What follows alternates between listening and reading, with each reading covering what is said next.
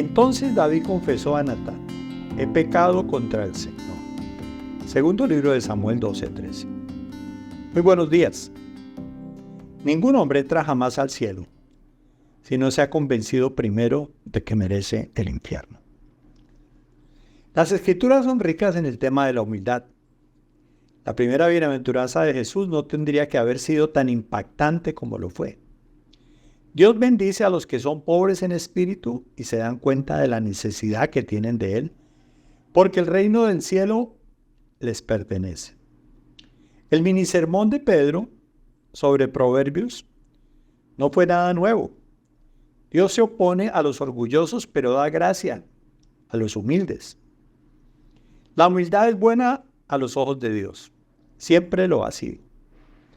En ninguna parte se demuestra la humildad más claramente que en nuestra capacidad de arrepentirnos de nuestros pecados.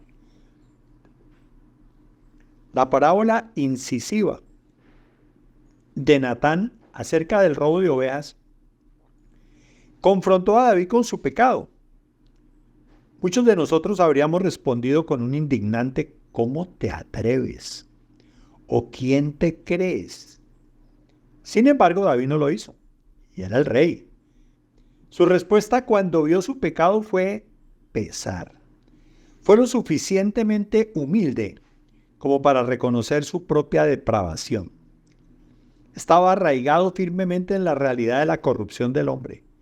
Su nivel de arrepentimiento fue alto. ¿Qué hacemos cuando nos vemos confrontados con nuestros propios pecados? ¿Nos ponemos a la defensiva? ¿Te pones a la defensiva? ¿Eres resistente? ¿O depende de quién es el que te señala tus pecados?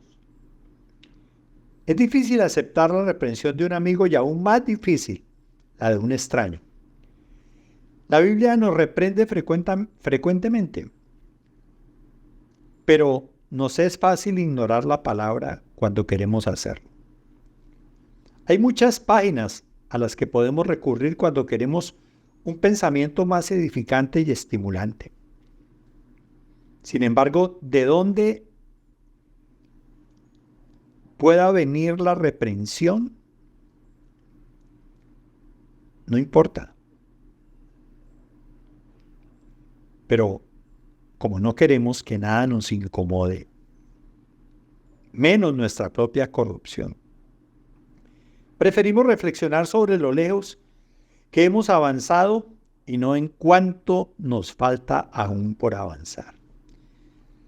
No nos gustan los recordatorios de que no importa por cuánto tiempo hayamos sido discípulos, necesitamos mucha misericordia. Prueba tu nivel de arrepentimiento. Evalúa tu respuesta cuando eres confrontado por tu pecado, ya sea por alguna persona o por la palabra de Dios. Sigue el modelo de David. Permite que la humildad sea tu guía y enfócate en la misericordia de Dios. Yo me imagino a Natán pidiéndole a Dios que le diera sabiduría para ir a confrontar al rey. No era una tarea nada fácil. Yo creo que él, cuando llega al rey, sabía que podía morir. Sabía que a quien iba a confrontar era nada menos que al que tenía el poder para mandarlo matar. Sin embargo, él sabía que tenía que hacerlo. Y le pidió al Señor que lo asistiera. ¿Y cómo lo asistió? Le dio esa parábola. Ese hombre que tenía tantas ovejas. Y cómo simplemente otro que tenía solamente una ovejita es agredido, robado, atado. Entonces el rey se enojó, pero cayó madurito, como decimos. Ese hombre es digno de muerte, y no sabía que ese hombre era él mismo. Y el profeta sí le pudo decir: tú eres ese hombre. Y ahí aterrizó. Pero lo más increíble es lo que hemos compartido. David actuó humildemente. Reconoció su pecado, se arrepintió. No fue como Judas que le dio remordimiento y fue y se ahorcó. No, eso no. No funciona así. Arrepentimiento es humillación. Es reconocer nuestra pecaminosidad, nuestra cantidad de corrupción y aberración y tantas otras cosas que laten, que están allí.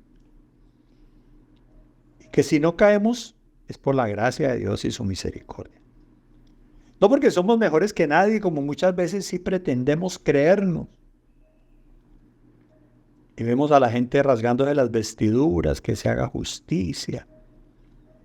Que cómo hay gente tan terrible en el mundo. Pero todo eso lo hacemos a distancia, a lo lejos. Cuando nos toca ya enfrentar situaciones,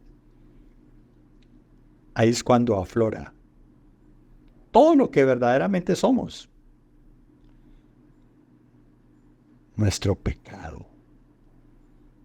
Nuestro deseo de hacer las cosas a nuestra manera, de imponernos, de controlar, de dominar.